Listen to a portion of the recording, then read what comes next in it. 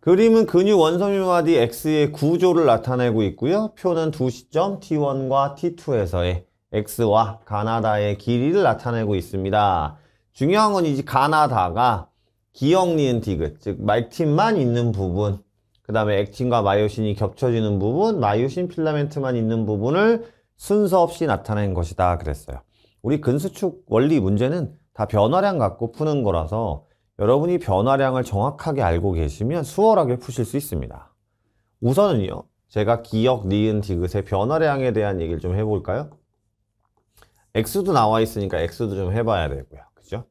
그러면, 자, 기역이라는 부분은 I대의 절반, 우리가 2분의 I대 이런 식으로 제가 표현을 하는데, 수축하거나 이완하거나 할 때는 이 Z선, 양쪽의 Z선이죠. 요 Z선과 요 Z선이 대칭적으로 이렇게 벌어졌다가 들어왔다가 벌어졌다 들어왔다 이렇게 하거든요.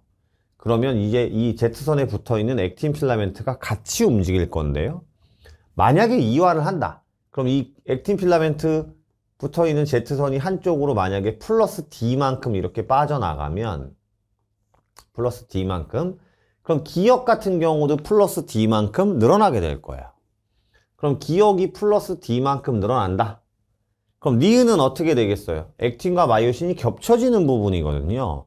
그런데 기역과 니은의 길이를 합치면 액틴 길이이기 때문에 결국 이 Z선이 D만큼 빠져서 기역이 플러스 D만큼 늘어나면 니은은 D만큼 줄어들게 돼요.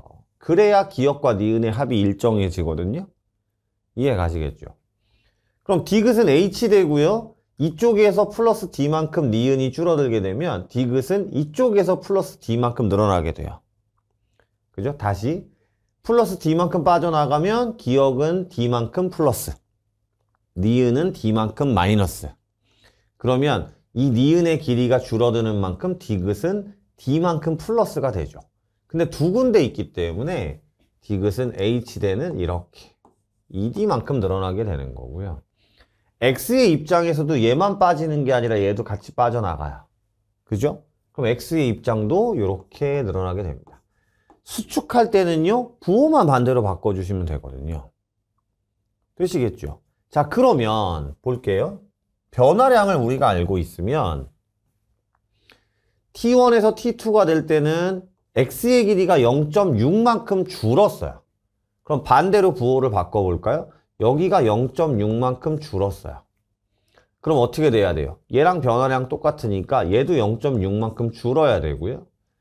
얘는 반이니까 0.3인데 부호가 반대니까 0.3이 늘어야 되고요. 얘는 부호가 같으니까 0.3이 줄어야 돼요. 그죠? 그럼 요걸 가지고 한번 보는 거예요. 얘는 0.6이 줄었어요. 0.6이 똑같이 줄만한 아이는 디귿밖에 없으니 디귿, H대. 얘는 0.3이 늘었어요. 0.3이 늘어나는 건 니은밖에 없죠.